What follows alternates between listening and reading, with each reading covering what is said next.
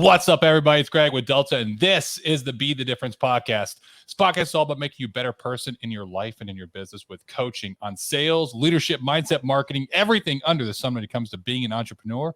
And we bring on guest speakers. Today, with the honor and pleasure of welcoming Mr. Gordon Graham. Gordon, how you doing, sir? I'm doing great, Greg. Thanks for having me. It's my pleasure. It's my pleasure. It's good. I think it's gonna be a great show. I'm excited to dig into it with you, Gordon. And when we get started, as we get started, just to introduce Gordon to all of you, Gordon Graham's a former information technology professional with over 30 years of experience in the electric utility industry. During his career, he was recognized by peers and industry trade associations as an authority on information technology management issues and was a sought-after speaker on information technology strategy and aligning technology with business. In addition to his decades-long career, Gordon earned an AAS degree in computer science from Columbia Basin College, a BA in public administration from the University of Puget Sound, and an MBA in information technology management from City University, along with numerous certifications in IT and project management.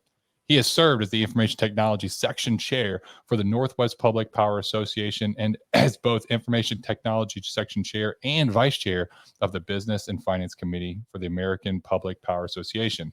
Additionally, he also served on curriculum committees for Wenatchee Valley College and NCW High School Skills Center. Gordon, it's a pleasure having you, my fan. No, thank you. It's a pleasure to be here. Oh, right. So, prior to recording, you had put in here that some of the key topics that you wanted to discuss had to do with it seems like negative leadership. Toxic workplace, CEOs, like toxic CEOs, stuff like that. And so what I would like to do is to start off, talk a little bit about you, how you got to where you are now, and the experiences that you had in those toxic leadership environments. Let me close a couple of things down here that keep making noise. Okay, so how I got where I am right now, and I guess I better describe where I am. I'm involved in promoting a memoir that I wrote based on an experience that I had at my longest term employer during my career. I spent a little over 23 and a half years with a particular public hydroelectric utility in the state of Washington. And during that period of time, an individual came to that company who made it pretty obvious, or it became pretty obvious after he'd been there for a short period of time, that he had primarily his own interests in mind and not the stated mission and vision of the organization. And so he departed from that substantially. When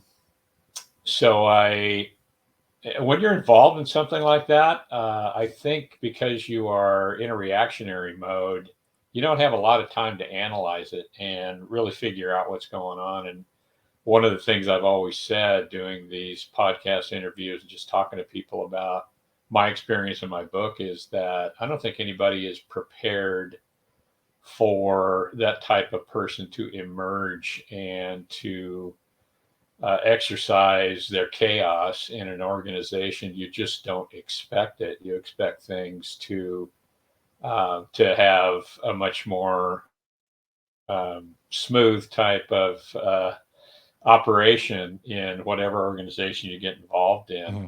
And when someone like that does pop up and start to exercise the things that they seemingly anyway think are in the best interest of the organization, then it creates a lot of chaos and distraction, and you don't have a lot of time to really figure out what's going on. So after the fact, and all that story is related in my book, how I eventually had to leave the organization and came back and sought my own brand of justice, I guess.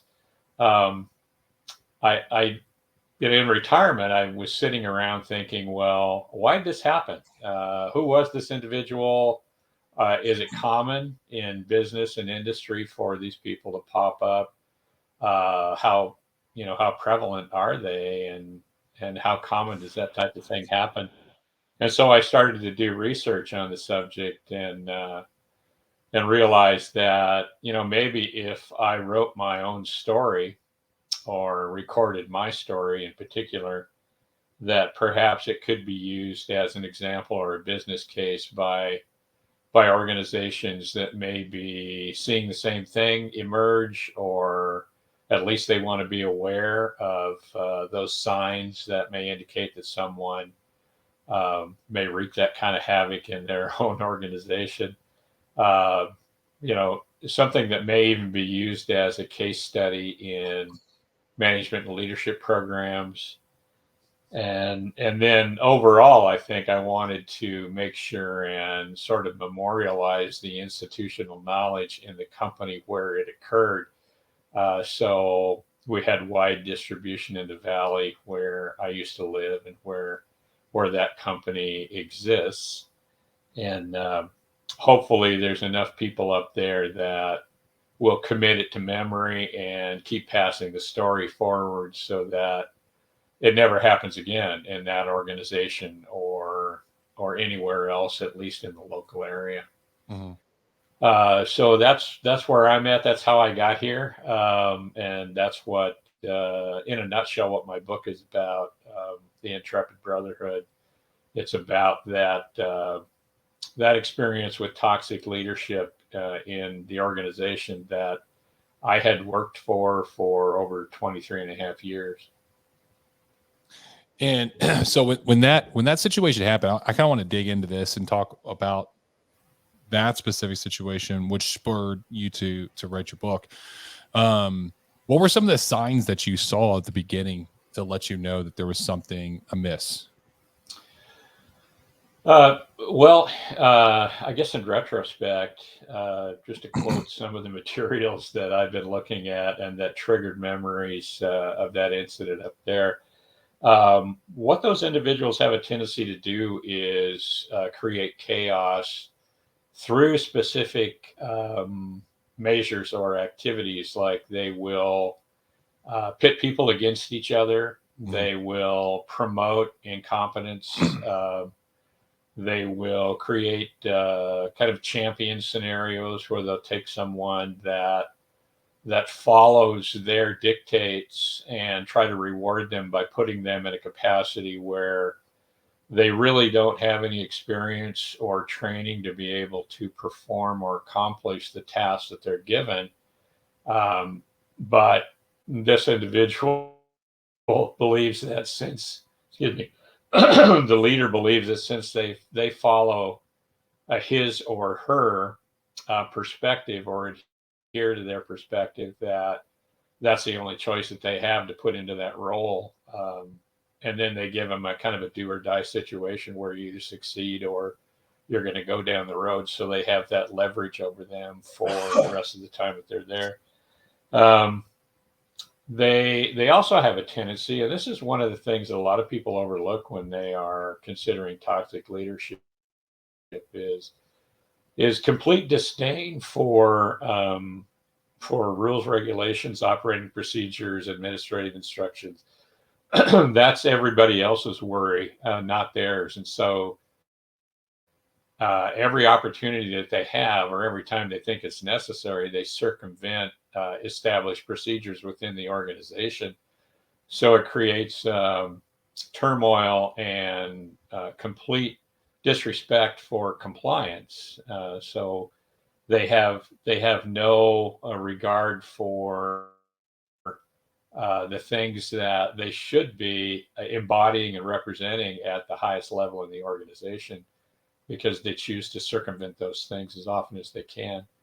Um, it's really just the chaos, pitting people against each other, publicly chastising people that don't agree with them, not entertaining any kind of open dialogue. It's always dictates, um, that type of thing. And once you started to notice it, and in fact, this is more of a hypothetical, I guess, scenario based question. But if someone were to notice that, what are something or maybe some steps or measures they can put in place in order to mitigate it becoming even more toxic or to go back? So I think I think that mitigation, that recognition would have to come from a level in the organization that can exercise some type of oversight. And so in most organizations, if you're talking about the CEO, it's either whoever has responsibility for legal compliance, like internal legal counsel, and or boards of directors, people that have the responsibility to review and evaluate the people that are in the corner office. Um, my publishing company requested that I come up with a piece shortly after or in conjunction with the publication of my book, and we focused on exactly what you asked: how people in an organization can deal with perceived or real dysfunction that is emerging. And I think the four steps that I came up with. Number one was to actually appeal to the source of the problem. So you go to the toxic leader or the individual that you perceive as creating the dysfunction, and as diplomatically as you can, try to make them aware of the damage that can be done to the organization if you continue to do things this way or that way, and the benefit that everyone can accrue if you change, if that person changes and does things a different way. Sort of the what's in it for them type of approach. Yeah. What's in it for everybody, actually. And Especially if it's the leader of the organization, then you have obviously the organization thriving is upon one of their priorities. So 9 times out of 10, you're like, what you're trying to appeal to is their sense of like self-preservation and overall success. And they're probably not aware that those specific key actions that they're doing is having a negative effect because it's not something they can see right now. Obviously, it's not, it's the down the road, it's the over time what it's going to do. Having someone come and talk to them about it, I could see how that would be like the first obvious step of let's try to right this ship with that specific person, the person that is the problem. and it may be somewhat naive, but you would, like you said, you would hope that they're not aware of the damage that can be done if things continue, or if they persevere in something that they are doing. I think in most of those cases they're fully aware of it. Yeah. They know what they're doing, and that's the unfortunate part. That's usually why that step is not typically successful. I tried it. That's part of the book. I sat down with our CEO and made my case. Actually, my pitch was that information technology needed to be integrated into the strategic planning function at the organization rather than just treating it as a cost center and making it reactionary to many, many different bosses.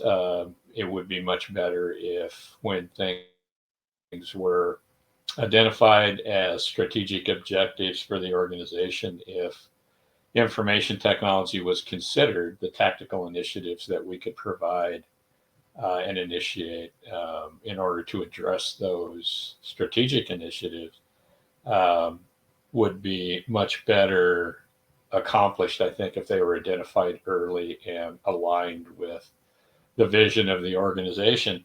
Um, and he, I guess he had what many people would consider to be a typical reaction to that. He didn't want to give me any credibility for thinking of something that he had not identified, uh, and he just didn't want to give any play to the suggestion at all.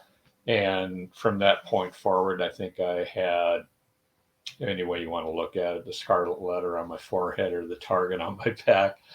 Um, anyway, so that's the first step that someone might try to deal with what appears to be an emerging toxic situation in your organization. And failing that, I think, and this one actually might be more successful if someone is able to execute it appropriately and get the support that they need, is sort of the intervention approach where you try to get peers in the organization at your level to recognize the dysfunction or potential dysfunction, and you create a sort of a group approach to appealing to either that particular individual, the CEO, or other people at the C-suite level, and or even board members. So you try to get somebody's attention at that level, somebody who's got authority, someone who can get the conversation started so that it sort of increases the recognition through the synergy of discussing it and proliferating that observation. But I also tried that in my organization, and by that time I had pretty much been relegated to persona non grata, and so nobody was going to align themselves with me. We did not were not able to build that coalition and provide that intervention. So that step didn't work either. The third one, I think, I want to jump in right here real quick. I want to talk about that step. So this reminds me of a time I was in the military. And so we were deployed in Iraq. And our commander, our battalion commander, he was we used to tease him all the time for being a toxic leader, and because he was just one of those guys that would just scream and yell and very emotional leader, very emotional. And so anytime there was a specific time that I disagreed with the decisions being made, and it was when we were coming back home from Iraq, and everyone was leaving in phases at specific times, and we were the last ones to leave because we were like all the leadership team. So it was like the last ones to leave Iraq before we came home. And there was 2 last flights, and there was one last flight that was just prior to Christmas. Like we would have got home like the 23rd, 24th. And then there was another last flight that he had scheduled out for specifically for logistics leaders to make sure that we had everything that was getting on the trains and getting back in a timely fashion. That was going to be after New Year's. But when we looked at it, we were like, honestly, we could do a lot of this ahead of time because there's a lot of equipment we're not using now. We can do all the heavy lifting now. And it was like in September timeframe. It's like we can start sending stuff back now. And that way, when it comes to sending everything back, it's only the bare necessities of what we need to operate within the last couple months. We don't have to take many, many days. We can do that work now. And he didn't want to have anything to hear about it. And so what I did was I was a company executive officer, basically a second in command of a company, but we handle all the supply. So I was going to be one of the ones that was going to be stuck until after New Year's. So I was like, I got with every single one of the company XOs. That's 7 total of us.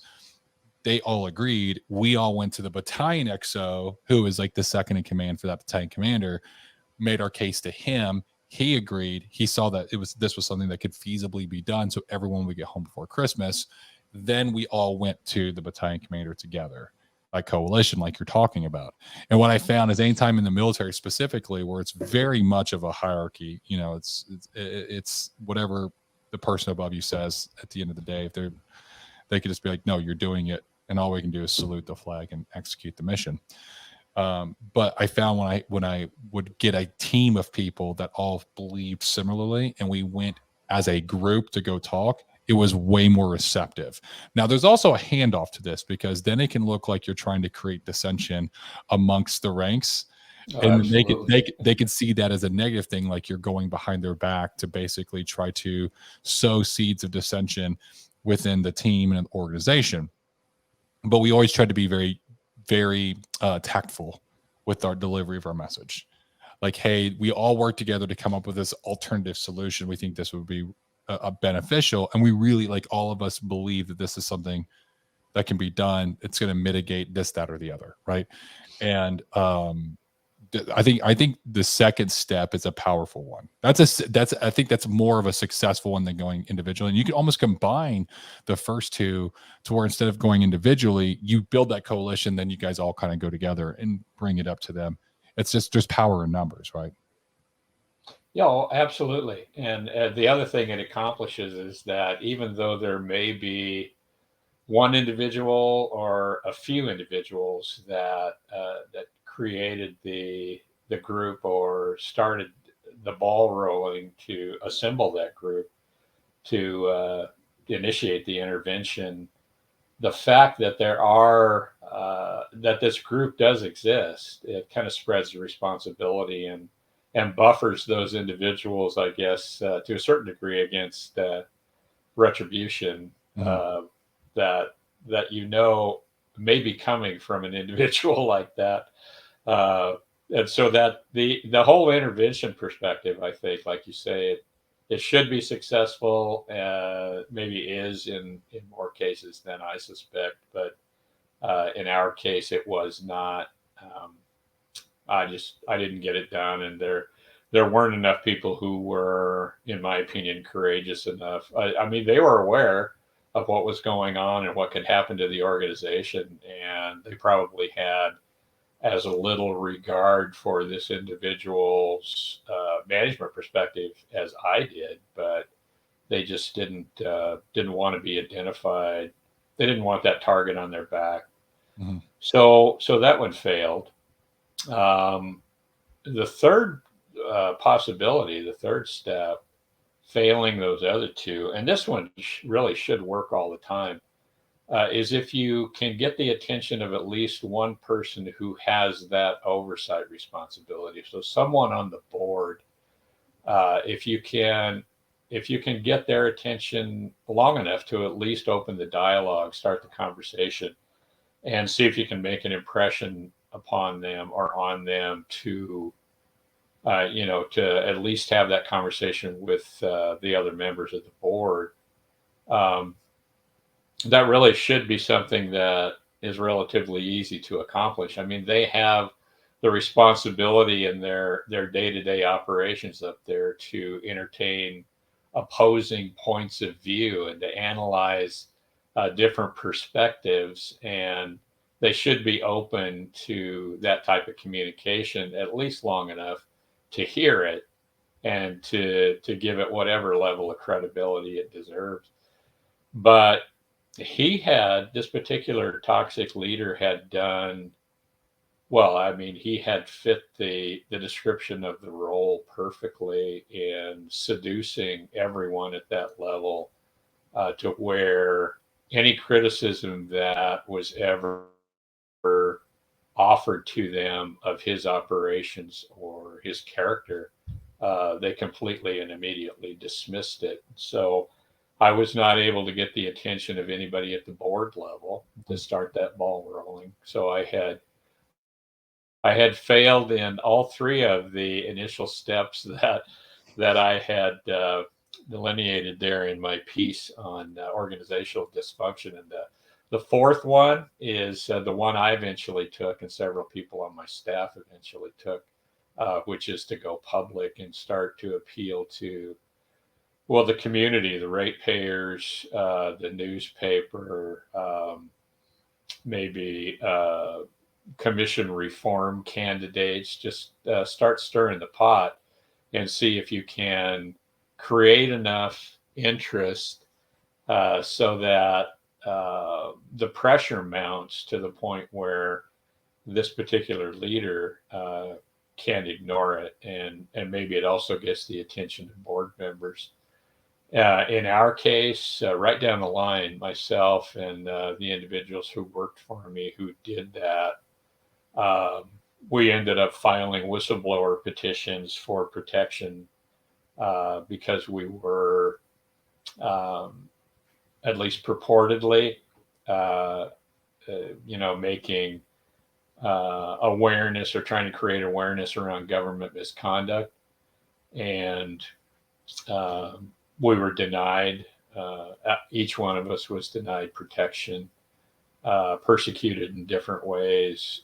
Myself, eventually to the degree where they thought they had created a circumstance where they could get rid of me without me having any recourse. And so they did that. They executed that. And and I had to leave. I had to uproot my family and leave the valley. And there was all the stigma and the turmoil and accusations and all that kind of stuff. It was true theater. But uh, anyway, so that's the fourth one is, and I wouldn't advise that for anyone. I wouldn't come right out and say you need to do this in that situation, because that's a very personal decision. If you get to that point and you're faced with the type of persecution which amounts to constructive discharge, where they're trying to create conditions where it's impossible for you to stay in your organization. So they want you to leave voluntarily. You have that decision to make whether or not you can endure that and try to stick it out, or if you want to go public and blow the whistle and make people aware of it and start that turmoil. Um, so those are the four things. Long-winded way to answer your question about what people can do if they start to notice this in their organization. Those are the things that we came up with, and they all kind of fit right into the timeline and storyline in my book. The with the last possible course of action, the fourth step. I'm going to caveat on this and talk about a little bit of length, because I agree with you in terms of this is not something that people just want to jump to, because it's one of those scenarios where, like, once you break the glass in case of emergency, that glass is broken. There is no going back.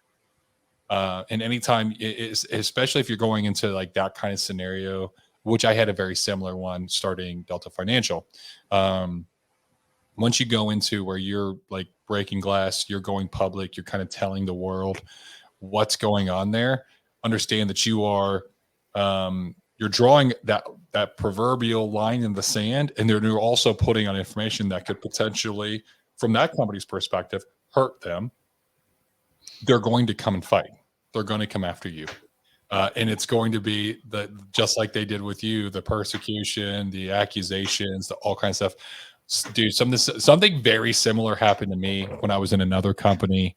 I realized there were some things going on that were wrong. I ended up leaving, and that's how I started Delta Financial. This is how I came to be here. And when I left, I tried to leave quietly, and it was like, hey, I just want to, like, I don't want to be here anymore. I'm going to leave.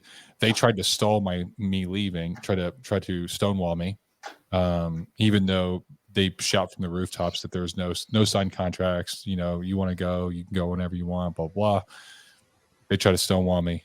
And I told them, I was like, hey, you can stonewall me, but then I'm going public, and I'm going to make this big, like as big as possible. You know, the world's going to know what you're doing. And they thought I was bluffing, and I was not. And so when I came forward and went public, you know, a lot of things happened. A lot of people left their company. A lot of people, and it started a domino effect of where I started a class action lawsuit against them, and then multiple people that were leaving started lawsuits against them, and they're brittled in lawsuits now. But they also did the same thing with me. They said some of the most terrible things about me that weren't even close to true. By their word, I should be in prison right now, because I was like doing all kinds of illegal stuff, and the FBI was after me and all this. It was the craziest thing. People would call me like, "Dude, I heard you got arrested. I heard you." I was like, "What are you talking about?" It was just like they were saying whatever they could. I have video recordings, not video, but audio recordings, still phone calls of some of the higher up people in the company that were calling individuals trying to right the ship and keep people from leaving. And they did that by calling people that were leaving into basically defame me and talk bad about me, and to say all these things that weren't even true. And then they would come to me and say, hey man, I recorded this phone call, here you go. And they'd send it to me. So I got a ton of phone calls that are just recorded, waiting for the day for them to try to come after me again. But it's ridiculous how bad it gets. But I can see from a business perspective that some people feel that that's the way they have to go, right? Is to stop the bleeding, right? And so if you're going into like looking back on it, there's probably more things I could have done than going down the route that I did. And it was a difficult time for me, personally, professionally, because of all the attacks that were coming after me. And it was pretty bad. And it's much better now. Like I don't know if I'd really change anything, to be honest, but I don't think everyone's equipped to go through that, Whereas for me, I was like, the way I saw it, I was like, sticks or stones, bro. Like, it doesn't bother me. Say whatever you want. That doesn't make it true.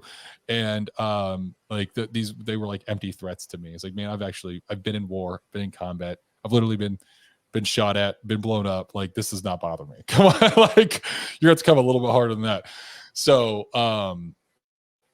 I guess just giving some context to everyone listening, if it gets to that point where you feel like you have to go public, understand that you may have a look a little bit further into the future and understand that when you go public, there's a lot of secondary and tertiary reactions that are going to come from that on their side, and be ready for it. So you're absolutely right. Yeah, it really kind of opened the floodgates, especially after they decided to go the termination route. I mean, in some respects, once that happened, I mean, my handcuffs were off, and I could say anything I wanted to and talk to anybody I wanted to.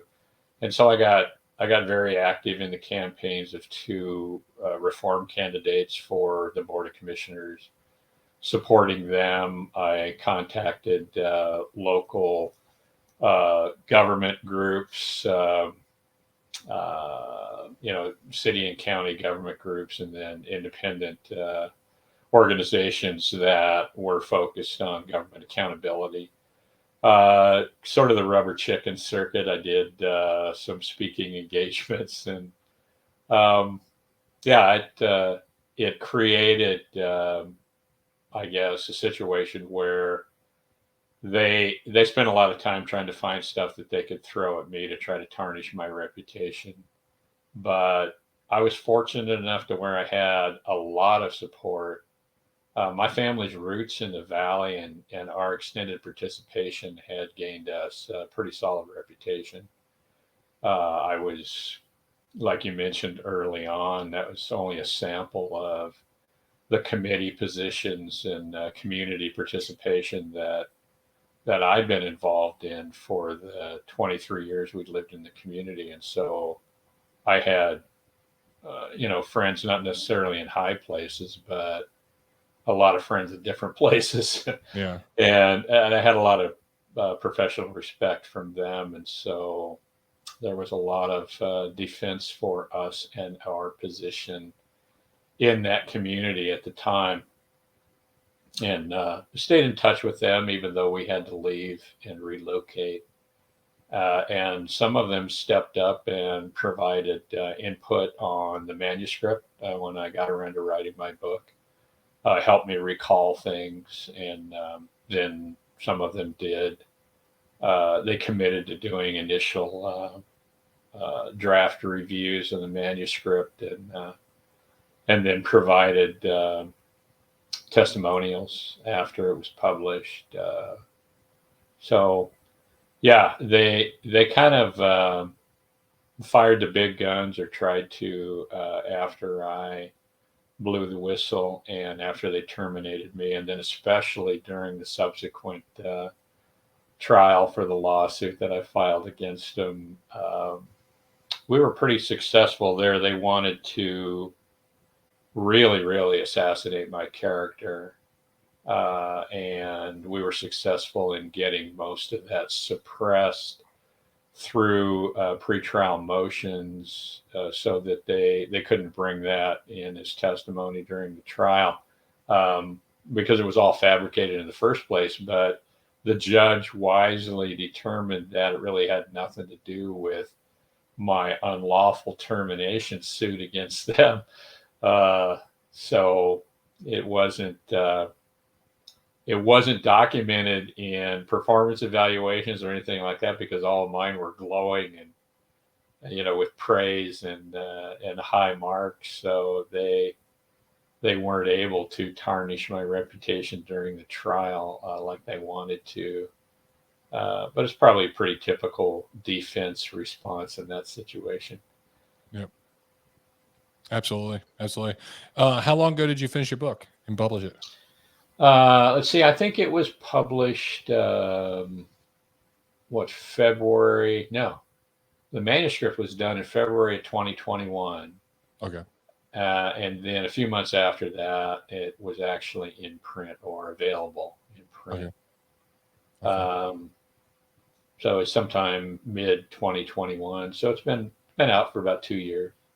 And if somebody is who would be the best person that this book would fit or would be a resource for? So there's several different groups, I guess, that I consider to be my audience that I'm trying to generate interest in.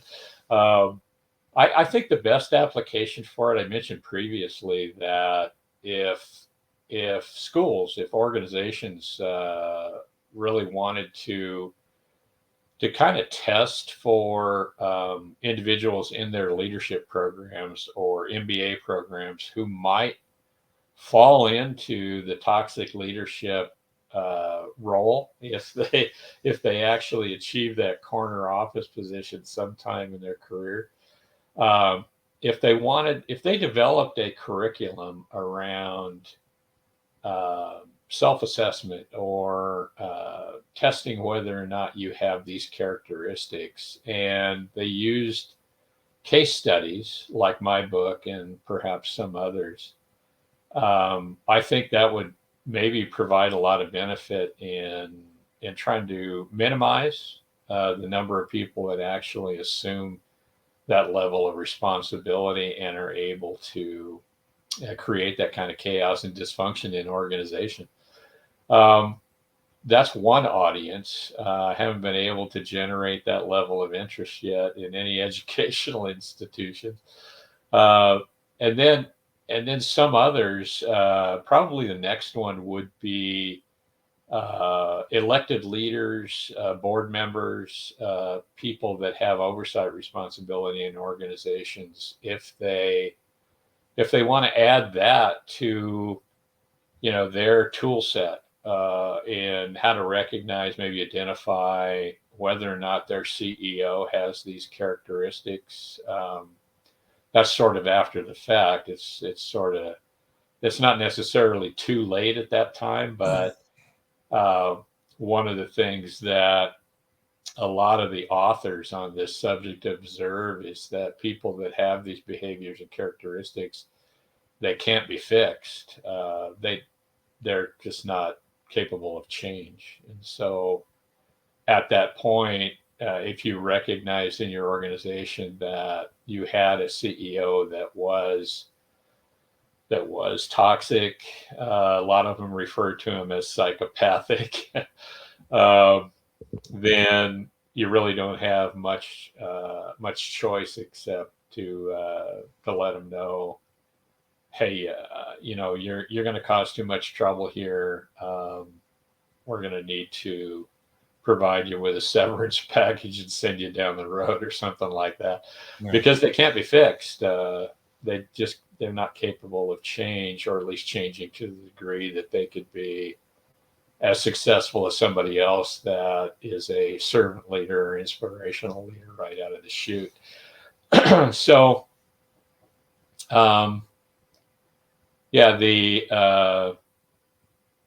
that's probably the second group that could benefit the most from my book. And then outside of that, it's just individuals, any individual that's working in pretty much any organization that, if they're honest with themselves, they look at my book and they read other things on the topic, rather than looking for situations where they just get their feelings hurt. If they're honest and they're really looking at the types of behaviors that a toxic leader embodies and the types of chaos that they sow, they can use things like my book to identify those types of leaders, or whether or not there's one in their organization, and then and then maybe try the 4 steps to see if they can get some recognition for it and maybe turn things around.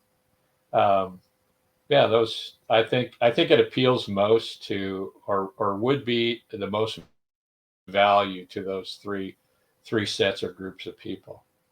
Yeah. Yeah. Okay. That makes a lot of sense.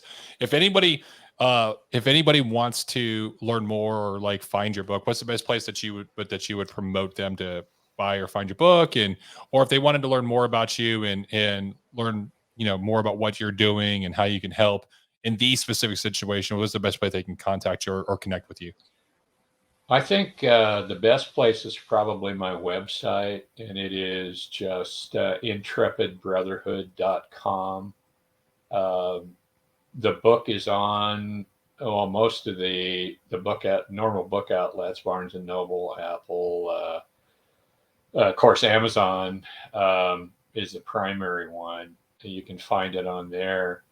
Um, yeah, and my LinkedIn,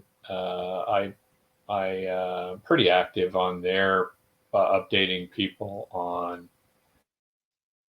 well, things like this. When podcasts are published, I'll make people aware of them, and then I think I put most of my blog posts on there. Oh, the website's got my blog on it, so you can see every blog post I've done. It's got a catalog of all the podcasts that have been published I participated in up to this point. Yeah. And I think it's got all of the book links out there. You can click on and find it on the different book outlet sites. Um, it's got an opportunity on there to download the 4 steps for approaching dysfunction in your organization, if you want to get that paper. And then it's got sign up opportunity for the email list or blog post list, so you automatically get those. Intrepidbrotherhood.com, that's probably the best resource. Nice. Nice. I appreciate you sharing that. And the last question I ask all my guests is you have the opportunity to sit down with, learn from, break bread with 3 individuals, anyone in history, alive or deceased. Who would those 3 be and why? Boy, that's challenging. You might have prepared me for that. I like it. On the fly is the best. Oh my gosh. 3 individuals. Oh, and I have to say why too. Oh my. Um,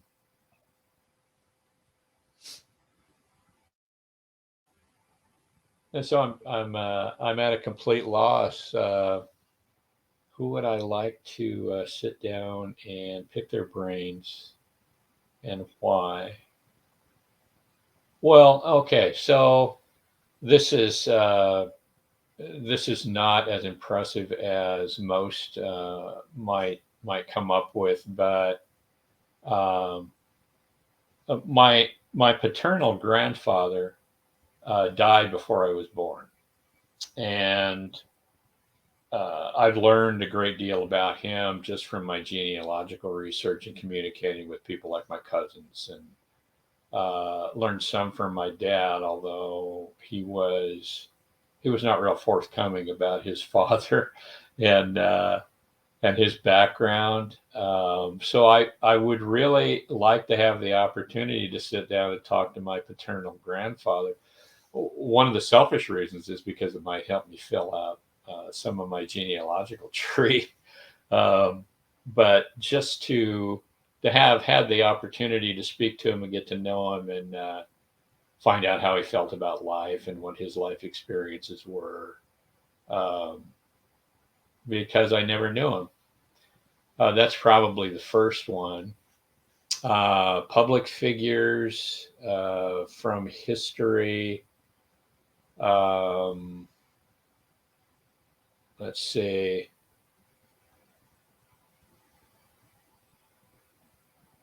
It's that's just tough. There's a number of authors that I wish I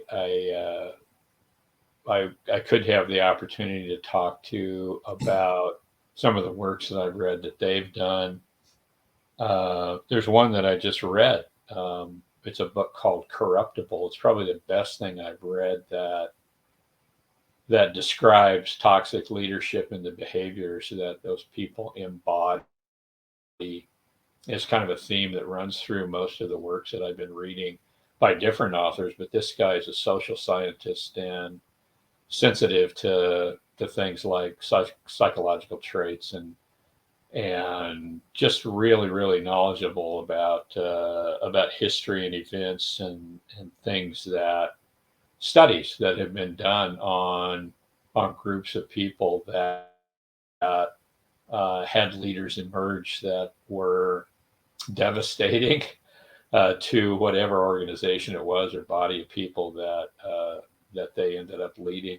And his name is Brian Klaas, Klaas. And I finished reading that book, Corruptible, and I thought to myself, gosh, it'd be terrific if I could talk to him about his research and what he had done, to put that work together and anything else that he has studied on that subject, just because it's current in my mind and I'm trying to learn as much as I can about it.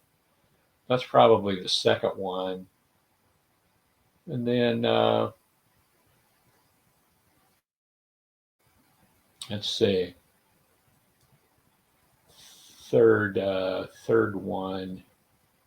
Um,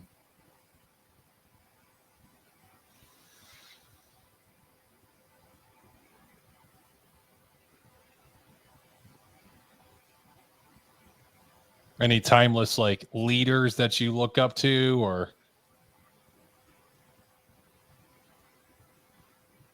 authors?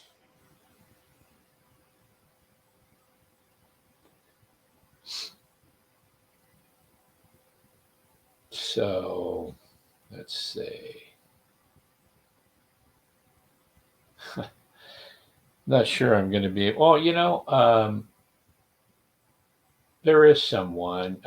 So when I was in my MBA program, there wasn't any body of knowledge about toxic leadership. There wasn't even anything about servant or inspirational leadership on the other side of the coin. Everything was evolving. There were different leadership styles identified that everybody knows about, ABC types, and um, but that everything was the things that I picked up anyway were based on what we could learn from ancient philosophers. Mm-hmm. And there were a number of people writing about the ethics of Aristotle and Confucius, people like that.